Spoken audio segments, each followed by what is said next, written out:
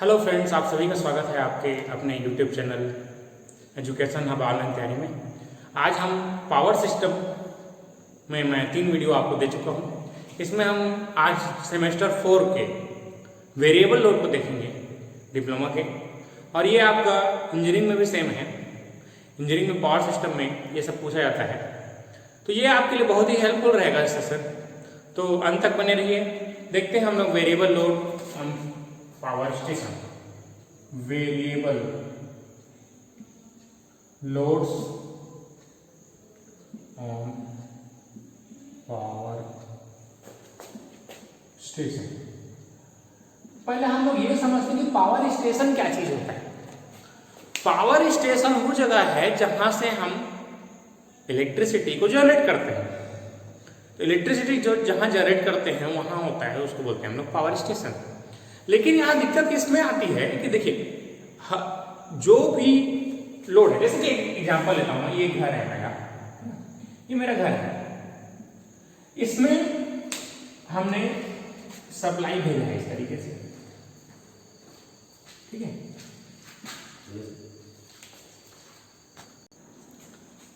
जो सपोज हम एज्यूम करते हैं कि घर है हमारा ये, जहां पर हमने कुछ इलेक्ट्रिकल इक्विपमेंट मान लेते हैं। देखिए यहाँ पर एक फैन टांग देता हूँ, ये फैन है, ये फैन है, और मान लेते हैं ये बल्ब है, और ये बल्ब है, मान लेते हैं ये बल्ब है, ये पंप है, बोरवेल लगा हुआ है। तो एक आदमी जो है अपनी सुविधा के हिसाब से कोई भी चीज को चलाएगा। अगर मैं बोलूं कि वो अभी इसको पानी की जरूरत है, वाटर की जरूरत है, तो ये वाटर पंप को ऑन कर देगा। मान लेते हैं ये वाटर पंप है, वाटर पंप, और ये लाइट्स हैं, लाइट है, और ये फैन है। तो वाटर पंप एक है, मान लेते हैं हम लोग, एक वाटर पंप है, 2 लाइट है और एक फैन है। तो एक आदमी जो है इन सब चीजों को एक साथ नहीं चलाएगा ना, वो अपनी जरूरत के हिसाब से चलाएगा। हो सकता है सबको चलाए, या हो सकता है एक को चलाए, या हो सकता है किसी को नहीं चलाए। आदमी घर में नहीं है तो कौन सा चलाएगा। तो ये दिक्कतें होती हैं। हमें क्या करना पड़ता है, इसके पास सप्लाई को हमेशा भेजना पड़ेगा हमको। इसकी जब जरूरत है तब ये चलाएगा, ये सप्लाई भेजेंगे हम लोग। ये कहाँ जाएगा, डिस्ट्रीब्यूशन सब स्टेशन। अब ये कहाँ से जाता है, देखिए ये ट्रांसमिशन सब स्टेशन से जाएगा, और ये जो है ये पावर कहाँ जाएगा, जनरेटर से जाएगा, जनरेटिंग स्टेशन से जाएगा। ये जनरेटिंग ट्रांसफार्मर मान लेते हैं। हम लोग जो जनरेट करते हैं उसको 3 सेक्शन से होकर गुजरना पड़ता है। जनरेशन जो है हमेशा टेक्निकल प्रॉब्लम के कारण वो हम लिमिट करते हैं 11 to 25 kV तक।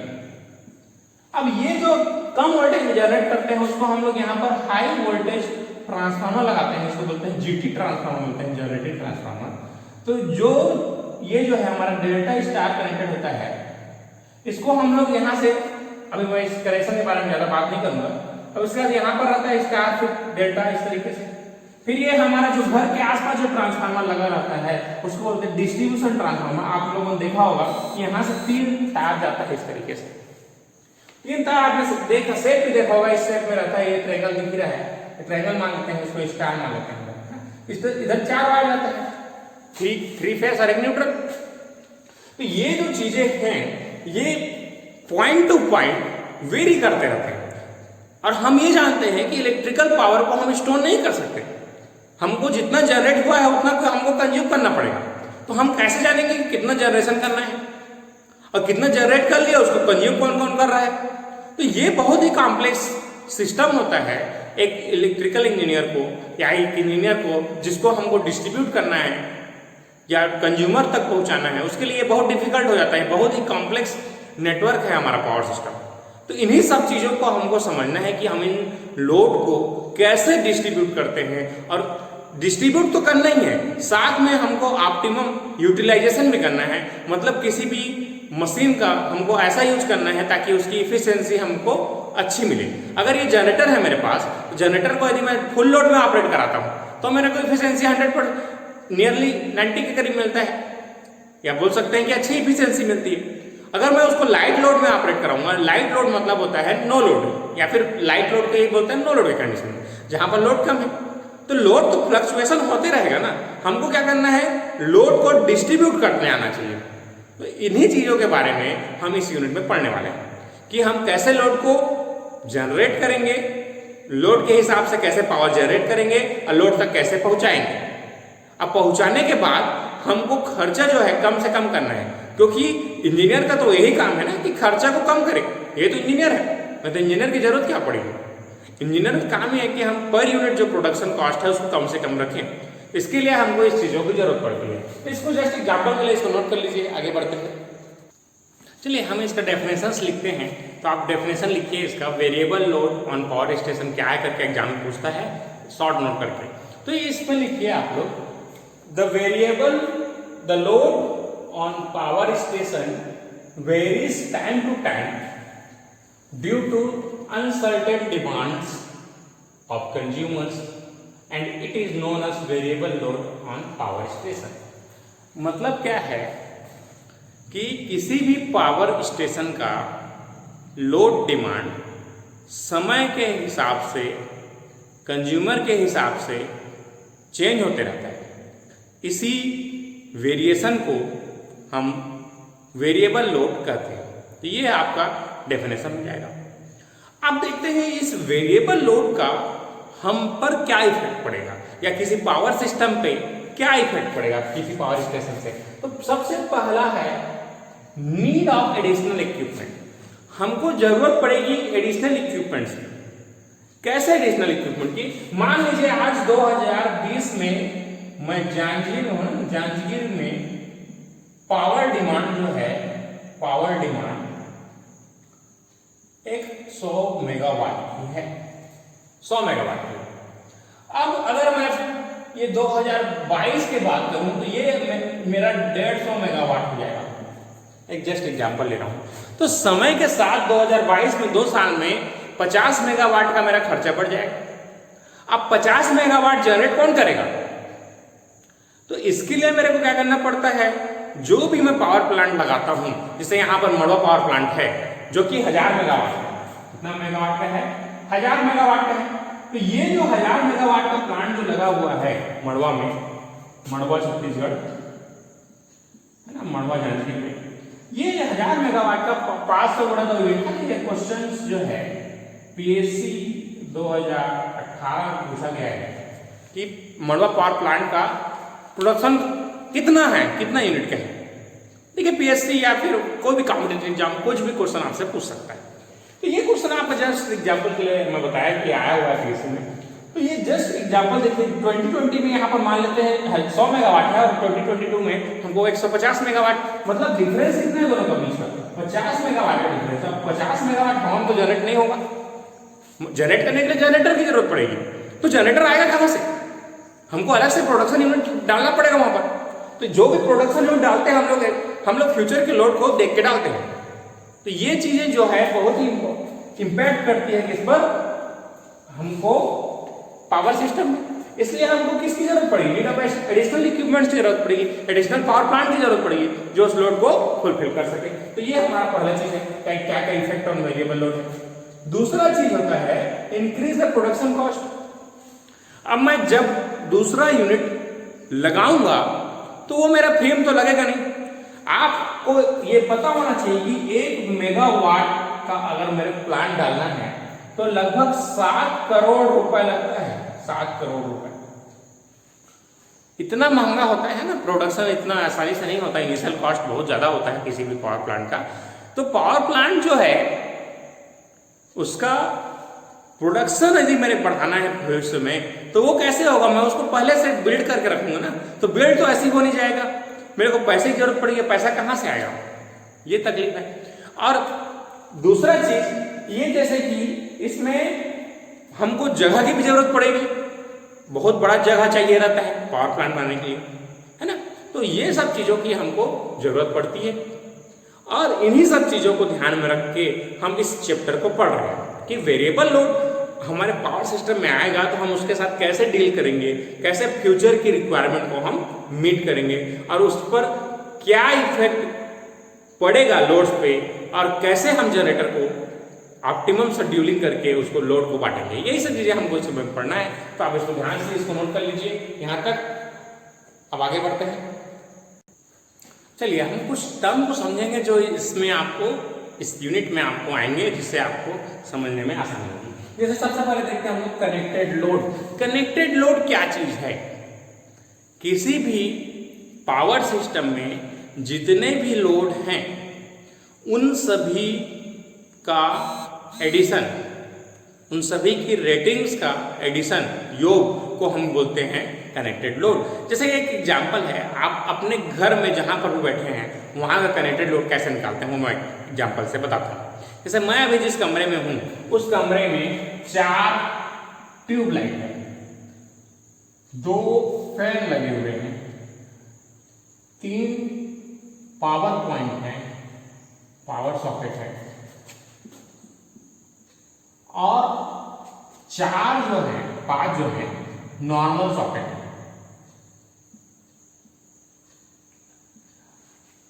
नॉर्मल सॉकेट मतलब आपके पास एकदम 3 पिन होता है ना, इसको बोलते हैं नॉर्मल सॉकेट। और जिसको हम पावर सॉकेट जिसको बोलते हैं नॉर्मल हो गई, पावर सॉकेट जिसको बोलते हैं इसमें 5 एम्पियर लिखा है तो ये आपका नॉर्मल हो जाएगा।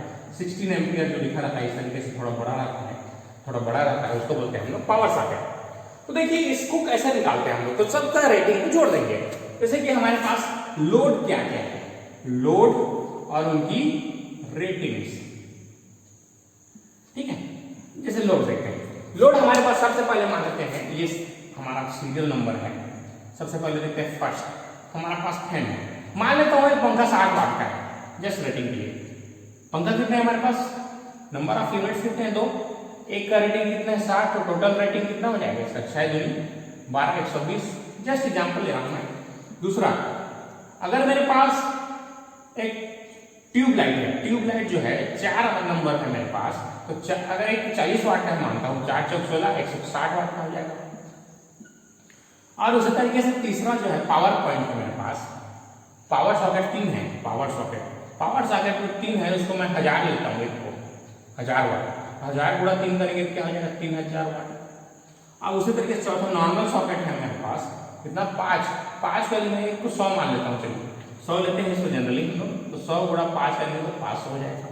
तो जो टोटल लोड है हमारा, टोटल लोड क्या होगा हमारा, सब का रेटिंग का ये सम हो जाएगा, तो इसको जोड़ देंगे, 0 के 0 6 तो 8 8 इधर हो जाएगा, 1 और 1 2 और 5 7 और ये 3, तो 3700 इतना वाट में जो भी जितना भी चीजें हैं, जितना भी रेटिंग्स है, एक जस्ट एग्जांपल दे रहा हूँ, आप अपने घर का निकाल सकते हैं। आप जिस कमरे में हैं आप अपने कमरे का निकाल सकते हैं कनेक्टेड लोड। कमरे के साथ साथ आपके घर में कितना चीजें कनेक्टेड है, जितना भी चीज आपको कनेक्टेड है वो सभी के सभी कनेक्टेड लोड में आएंगे।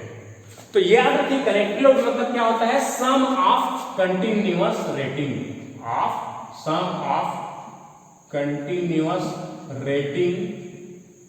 ऑफ इक्विपमेंट्स,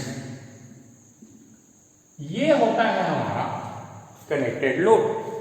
जितने भी सामान, जितने भी उपकरण हमारे घर में लगे हैं उनके रेटिंग मतलब उनकी पावर कंजप्शन, वो जो कि आपके नेम प्लेट में लिखा रहता है उसको बोलते हैं हम लोग रेटिंग। उन सबको जोड़ देंगे तो हमारा कनेक्टेड लोड हो जाएगा।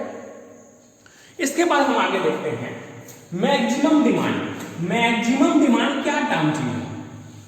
अब मैं एक जस्ट एग्जांपल ले रहा हूं, मैं अभी अपने कमरे में बैठा हूं, अपने कमरे में हूं जो भी है, उसमें क्या क्या चीज एट अ टाइम अभी प्रेजेंट में चल रहा है उसको बोलेंगे इंस्टेंटेनियस पावर। अगर मैं एक दिन की बात करूं, मैं सब पंखा को एक साथ चालू कर दिया, सब लाइट को एक साथ चालू कर दिया, तो सब चीज को एक साथ चालू कर दिया हम लोग मान लेते हैं, तो इसको क्या बोलेंगे हम लोग, जितने भी एक पूरे 24 घंटे में हम मैक्सिमम कितना यूज कर रहे हैं पावर का, उसको बोलेंगे हम लोग मैक्सिमम डिमांड। तो क्या होगा, किसी सर्टेन ड्यूरेशन में power demand, highest power demand हो सकता है, हाईएस्ट पावर डिमांड को बोलेंगे हम लोग मैक्सिमम डिमांड।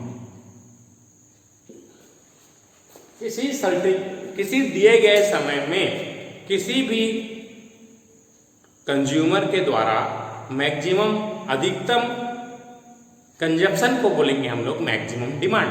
चलिए आगे बढ़ते हैं। चलिए हम एक डेफिनेशन देखते हैं, डिमांड फैक्टर, है ना। डिमांड फैक्टर क्या चीज होता है? डिमांड फैक्टर को हम बोलते हैं, यदि मैक्सिमम डिमांड को हम कनेक्टेड लोड से डिवाइड कर दें तो उसे बोलते हैं हम लोग डिमांड फैक्टर। ठीक है, डिमांड फैक्टर देखिए, मैक्सिमम डिमांड मान लेता हूं इस ड्यूरेशन में 1000 वाट है, तो यहां पर कनेक्टेड लोड कितना है 3780, तो इसका जो भी आंसर आएगा आप लेते हैं 0.28 समथिंग आएगा, तो इसको बोलते हैं हम लोग डिमांड फैक्टर। अब ये बताइए कि मैक्सिमम डिमांड ज्यादा होगा कि कनेक्टेड लोड ज्यादा होगा? तो किसी भी घर में कनेक्टेड लोड हमेशा ज्यादा होता है। आप कभी भी पूरे इक्विपमेंट्स को एक साथ यूज नहीं करते, कोई ना कोई पावर पॉइंट या कोई ना कोई सॉकेट आपका खाली जरूर रहेगा। या हो सकता है एक एजम्पशन मान रहा हूं मैं कि आपने सबको एक साथ चालू कर लिया, तो मैक्सिमम डिमांड जो है हमेशा जो है लेस देन इक्वल टू होगा कनेक्टेड लोड के। मतलब ये जो दोनों का रेशियो है it is always less than equal to unity. मतलब डिमांड फैक्टर का मान यदि आप कहीं पर निकाल रहे हैं और आपका आंसर 1 से ज्यादा आ रहा है तो डेफिनेटली गलत है। डिमांड फैक्टर का मान लेस देन यूनिटी होता है। और डिमांड फैक्टर का मान किसी पावर सिस्टम में ज्यादा से ज्यादा होना चाहिए। अगर ज्यादा होगा तो पर यूनिट जो प्रोडक्शन कॉस्ट है वो कम होता है, ये इसका इम्पैक्ट है। तो ये क्या होता है, डिमांड फैक्टर जो है less than equal to unity होता है और इसका मान जो है एज मच एज पॉसिबल होना चाहिए, मतलब नियर टू यूनिटी होना चाहिए, near to unity for low cost per unit cost कम होने के लिए डिमांड फैक्टर का मान कम से कम होना चाहिए। अब ये न्यूमेरिकल में देखेंगे कैसे आपका होता है। चलिए नेक्स्ट आगे बढ़ते हैं। चलिए हम नेक्स्ट चीज देखते हैं, ये होता है हमको हमारा लोड कर्व। लोड कर्व क्या चीज देखते हैं? लोड कर्व किसे कहते हैं? यदि मैं दिन भर के पावर कंजप्शन को समय के साथ लिख दूं, उसी को हम लोग लोड कर्व कहते हैं। जैसे देखिए एक किसी सर्टेन पावर स्टेशन है, उसके बीच में ये पावर इन मेगावाट है और ये टाइम के रिस्पेक्ट में मैं ग्राफ खींचता हूं, तो इस ग्राफ को हम लोग बोलते हैं इस तरीके से। अगर कोई भी ग्राफ है, इस तरीके से कोई ग्राफ है, तो इस ग्राफ को ही हम लोग बोलते हैं टाइमिंग। सेकेंड हो सकता है, मिनट हो सकता है, किसी भी ले सकते हैं, या आवर्स ले सकते हैं। जैसे एग्जांपल के लिए मैं यहाँ पर आवर्स ले लेता हूँ, ठीक है। तो इसको जो ग्राफ बना है उसी को हम लोग लोड कर्व बोलते हैं। तो क्या बोलेंगे, the variation of load versus time graph is called load curve. Load और समय के बीच खींचा गया वक्र ग्राफ को हम लोड कर्व बोलते हैं। बहुत ही इंपॉर्टेंट है, हर साल आपके डिप्लोमा में पूछा जाता है और यहां तक कि आपके इंजीनियरिंग एग्जाम में भी इसको पूछा जाता है। तो देखिए ध्यान से, लोड वर्सेस टाइम के ग्राफ को हम लोग लोड कर्व बोलते हैं। अब ये कर्व से हमको क्या जानकारी मिली? तो ये कर्व बहुत ही ज्यादा इंपॉर्टेंट है लोड फोरकास्टिंग के लिए। लोड फोरकास्टिंग किसे कहते हैं? ठीक है, हम इलेक्ट्रिकल इंजीनियरिंग में पावर को जितना जनरेट करेंगे उतना ही हमको खर्च करना पड़ता है, क्योंकि हम इलेक्ट्रिकल एनर्जी को स्टोर नहीं कर सकते। तो जैसे कि आज जो है मान लेते हैं, आज 9/8/2000 मान लेते हैं, तारीख 9/9/2020। इस दिन एक मान लेते हैं एक कोई सर्टेन डेट है जिसमें पावर कर्व जो लोड कर्व है वो इस तरीके से है ना। लोड कर्व आपको इस तरीके से दिया हुआ है ना। देखिए आज मान लेते हैं, आज है ना, जो भी तारीख है 8 तारीख मान लेते हैं, 8 तारीख है आज। तो आज की तारीख में ये जो है आपका लोड कर्व है। तो लोड कर्व अगर मैं कल के लिए बोलूं 9/9/2020 के लिए, तो ये जो है इस जो कर्व में ड्यूरेशन में इसमें जो फ्लक्चुएशन आया था वो नियरली इसी के करीब होगा। अचानक से आज जैसे मान लेते हैं यहाँ पर 10 मेगावाट का पावर कंजप्शन हुआ जांजगीर सिटी में, जांजगीर सिटी में मान लेते हैं 10 मेगावाट का पावर कंजप्शन हुआ केवल जांजगीर सिटी में, तो कल के डेट में ये 50 या 100 तो नहीं हो जाएगा एक ही दिन में अचानक से। तो ये जो चीजें हैं हमको बहुत ही ज्यादा हेल्पफुल रहता है लोड फोरकास्टिंग में। तो इसको बोलते हैं हम लोग पहला चीज लोड फोरकास्टिंग।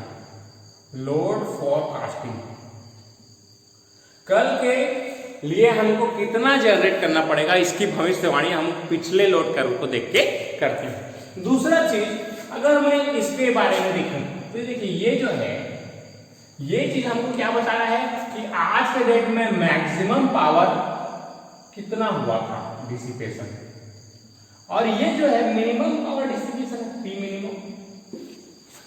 तो ये मैं पता लगा सकता हूं कि एक आज के दिन में जो है जांजगीर जिले में कितने, जांजगीर सिटी में कितना मैक्सिमम पावर गया था, तो लगभग उसी के अराउंड कल भी मैक्सिमम पावर जाएगा। तो दूसरा चीज हमको क्या पता चलता है मैक्सिमम डिमांड, मैक्सिमम डिमांड या मैक्सिमम कंजप्शन बोल सकते हैं, कंजप्शन। तीसरा चीज हमको मिनिमम भी वाला मिलता है, और चौथा चीज देखिए ये तीसरा में इसको ये जो एरिया है, अगर मैं बोलूं कि आज जांजगीर में इतना ऐसे लोड फ्लक्चुएशन हुआ तो लोड अगर मैं उसका एरिया निकालूंगा, इस कर्व का जो एरिया है, area under load curve is gives, area जो अगर इसका निकालता हूं तो इसका एरिया मेरे क्या देता है total energy consume, total energy consume देता है। चौथा चीज अगर मैं इसको टोटल एनर्जी कंजप्शन को डिवाइड कर दूं टोटल टाइम से तो एवरेज मिलता है। एवरेज क्या होता है आंकड़ों को योग बटे आंकड़ों की संख्या। अगर ये मान लेते हैं 24 घंटे का है तो इसकी पावर को अगर मैं 24 घंटे से पूरा एरिया को डिवाइड कर दूंगा तो एवरेज मिल जाएगा मेरे को। तो एवरेज यहाँ का मैं पावर डिसिपेशन भी निकाल सकता हूँ, एवरेज पावर, एवरेज या एनर्जी एवरेज डिसिपेशन निकाल सकता हूँ, एवरेज एनर्जी कितना है, एवरेज पावर कंज्यूम निकाल सकता हूँ। तीसरा चीज देखिए, चौथा चीज हो गया ना, पांचवा चीज देखते हैं हम लोग यदि लोड फैक्टर, एक टर्म होता है लोड फैक्टर, अगर मैं एवरेज पावर कंजप्शन को डिवाइड कर दूं मैक्सिमम पावर कंजप्शन से तो मेरे को मिलता है लोड फैक्टर। अब देखिए एवरेज हमेशा किसी भी चीज का मैक्सिमम से कम रहेगा, तो मैं लोड फैक्टर भी always less than equal to unity होगा। तो इसको लिख लीजिए आप यहां का।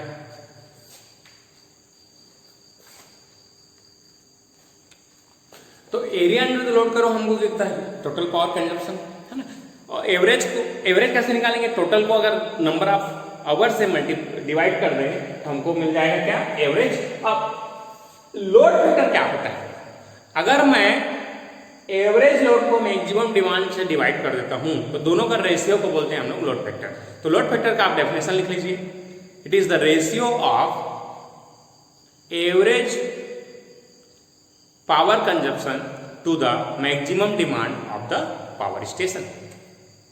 तो ये आपका डेफिनेशन डेफिनेटली आपसे पूछाता है। लोड कर्व बहुत इंपॉर्टेंट है, इसको शॉर्ट नोट के लिए पूछता है ना, 4 से 5 नंबर के लिए, और 2 नंबर के लिए डेफिनेशन पूछता है लोड फैक्टर क्या चीज है बच्चे, तो याद रखिए। कई बार कॉम्पिटिटिव एग्जाम में पूछा गया लोड फैक्टर का मान होता है तो less than equal to unity, और इसका मान जो है as much as possible to unity होना चाहिए। जैसे जैसे इसका मान यूनिटी करीब होते जाएगा हमारा पर यूनिट जो कंजप्शन है वो कम हो जाएगा। तो ये आप इसको नोट कर लीजिए यहाँ पर। इसका आगे बढ़ते हैं, देखिए अब लोड कर्व से ये 4-5 जानकारी हमको मिल गया। उसका छठवां जानकारी देखिए हमको हमारे से क्या मिलता है इसमें हमको दिख रहा है कि ये सर्किट मान लेते हैं T इक्वल टू T1 में, है ना। ये T1 में हमको मैक्सिमम पावर की जरूरत पड़ी थी कल, और ये T2 में इस तरीके से पावर की जरूरत पड़ी थी। मतलब ये T1 और T2 दो ऐसे ड्यूरेशन है जहां पर हमको मैक्सिमम डिमांड की जरूरत पड़ी थी। तो मैं जो जनरेटर है उसको सेलेक्ट कर सकता हूं कि इस समय के लिए मेरे को कौन से जनरेटर से सप्लाई करवाना है। जो भी जनरेटर मैक्सिमम पावर डिमांड को सप्लाई करता है उसकी प्रोडक्शन कॉस्ट कम होती है। तो इसको बोलते हैं इकोनॉमिक शेड्यूलिंग। कौन सा जनरेटर कौन से लोड को कितने समय देखेगा या कौन से एरिया को देखेगा या कौन से एरिया को सप्लाई करेगा, तो ये चीजें हमको पता चलती है लोड कर्व से। दूसरा चीज हमको पता चलता है इससे साइज का सिलेक्शन के लिए, कौन कितना मेगावाट का जनरेटर कौन से लोड को कितने समय जनरेट करेगा या ऑपरेट करेगा, सप्लाई करेगा, ऐसा बोल सकते हैं। तो इकोनॉमिक शेड्यूलिंग कौन सा कितना टाइम करेगा और selection of size of generator. तो लिख लीजिए इसको, छठवां जो है हमारा selection of size of generator.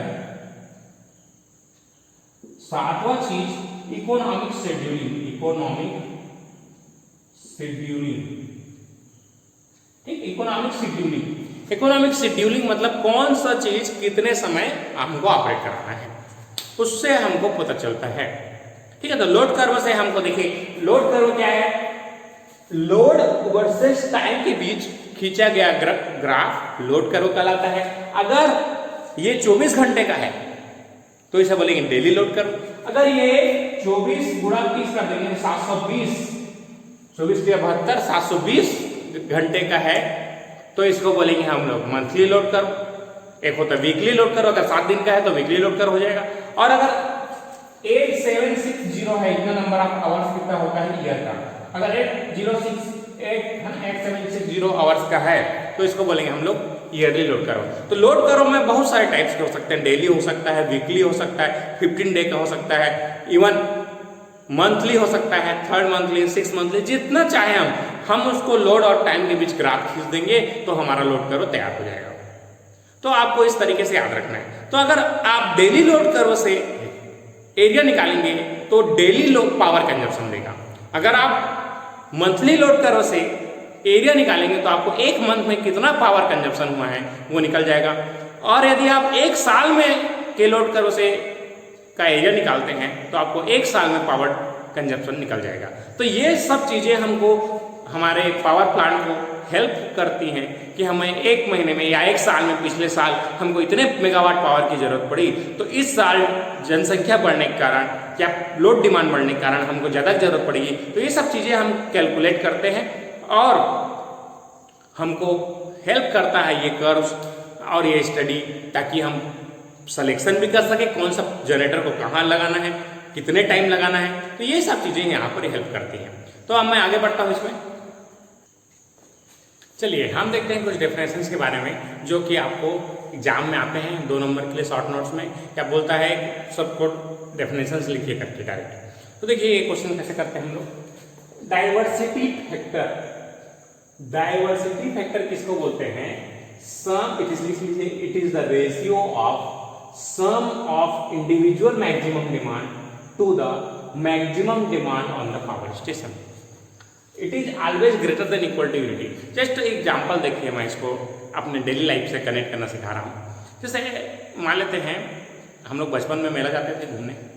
अब 2-3 बच्चे हैं, तो 2-3 बच्चे हैं तो सबका अपना अपना डिमांड होगा। मैं कार लूंगा, मैं घोड़ा लूंगा, मैं हाथी लूंगा, जैसे जो भी डिमांड करते थे अपने पापा से, अपनी मम्मी से कि मेरे को ये चाहिए खिलौना करके।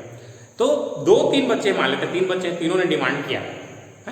तीनों का डिमांड जो है हमेशा ज्यादा होगा, ठीक है, maximum demand on the power station से, जो कि जाहिर सी बात है, हर बच्चे का शौक तो पूरा नहीं कर सकते, है ना। तो क्या करते हैं, उनमें से हमको ऑप्टिमाइज करना पड़ता है। जो मम्मी रहती है, पापा रहते हैं, वो क्या करते हैं, उनमें से देखते हैं और उनमें से एक एक छोटा छोटा चीज दे देते हैं।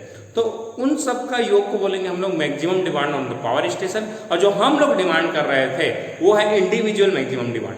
तो याद रखिए, हम लोग जो डिमांड करेंगे वो हमेशा ज्यादा होगा और जो मिलता है वो हमेशा कम मिलता है। तो मैक्सिमम डिमांड, देखिए सम ऑफ इंडिविजुअल डिमांड, हमेशा जो है किसी भी जगह की जो डिमांड रहती है वो हमेशा ज्यादा रहती है। लेकिन हमारा मैक्सिमम डिमांड और पावर स्टेशन तो लिमिटेड है, तो ये जो वैल्यू है हमेशा greater than equal to unity के बराबर रहेगा। ये क्वेश्चन आपसे डायरेक्ट पूछा जाता है कि डाइवर्सिटी फैक्टर का मान कितना होता है तो क्या करते हैं हम लोग बहुत सारे एग्जाम में पढ़ रहे हैं, बहुत सारे सिलेबस पढ़ते हैं, बहुत सारे सब्जेक्ट पढ़ते हैं तो भूल जाते हैं। तो मैंने इस तरीके से इसको याद रखा है कि हम मिला जाते हैं, डिमांड करते हैं तो वो ज़्यादा होता है, हम लोग को कम मिलता है। तो डिमांड हम लोग इंडिविजुअल ज़्यादा करते हैं और कम मिलता है, इसलिए इसका मान 1 से ज़्यादा होता है। तो ये होता है हमारा डाइवर्सिटी फैक्टर। दूसरा चीज देखिए प्लांट कैपेसिटी फैक्टर। प्लांट की कैपेसिटी फैक्टर कैसे निकालेंगे? देखिए ये एक्चुअल एनर्जी प्रोड्यूस, हमने साल भर में कितना energy produce, maximum energy that could have been produce. जैसे देखिए एक एग्जांपल दे रहा हूं, जैसे मड़वा पावर प्लांट, अभी मैं इसमें गया था मड़वा पावर प्लांट मानते हैं, उसमें 500 मेगावाट का प्लांट था गुड़ा 2, लेकिन जो है इसमें 350 के आसपास ही जनरेशन हो रहा है। मतलब कितना हो रहा है? 700 मेगावाट मान लेते हैं जस्ट एग्जांपल के लिए। लेकिन वो एनर्जी कितना प्रोड्यूस कर सकता है? मैक्सिमम 1000। तो कैसे निकालेंगे? एक्चुअल एनर्जी मतलब मान लेते हैं कितना कर रहा है 700, और लेकिन कितना कर सकता है 1000 कर सकता है, तो 0.7 इसका है। तो इस चीजों को हम लोग, इस दोनों का रेशियो को बोलते हैं हम लोग प्लांट कैपेसिटी फैक्टर। तो ये चीजें आपका हमेशा क्या होगा? लेस यूनिटी होगा। यदि 500 मेगावाट का प्लांट है तो 600 मेगावाट जनरेट करेगा नहीं, हमेशा अपनी कैपेसिटी से कम में चलाते हैं। जैसे मैं आपको एक एग्जांपल देता हूं, अगर मैं बोलूं कि आप कितना लोड उठा सकते हैं मैक्सिमम, तो आप बोलेंगे जैसे कि मान लेते हैं 50 किलो, या हो सकता है वो लोड पे डिपेंड करे, है ना, आपको क्या उठाना है उस पर। तो ये चीजें देखिए, अगर आप 50 किलो वजन उठा सकते हैं, लेकिन कितने समय के लिए उठा सकते हैं ये भी इंपॉर्टेंट है। तो मैं किसी मशीन को उसके हायर रेटिंग में या उसके कंटिन्यूअस रेटिंग में नहीं चला सकता, उससे हमेशा कम रेटिंग में उसको चलाना पड़ता है। तो यहां पर देखिए ये जो मैं ये सब क्यों बोल रहा हूं, क्योंकि इसका मान हमेशा क्या होगा? Less than equal to unity होगा। ठीक है, यहां तक चलिए आगे बढ़ते हैं। ठीक है, ठीक है। तो देखिए यहां पर ये भी क्या होगा? Less than equal to unity करीब होगा। इसको लिख लीजिए यहां तक।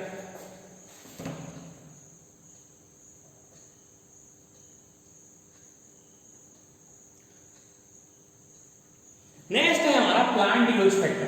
प्लांट यूज क्या है? Station output, it is the ratio of station output in kilowatt hour divided by plant capacity गुणा आवर्स यूज्ड। स्टेशन देखिए फिर से एक बार, it is the ratio of station output in kilowatt hour to the plant capacity multiplied by hours used।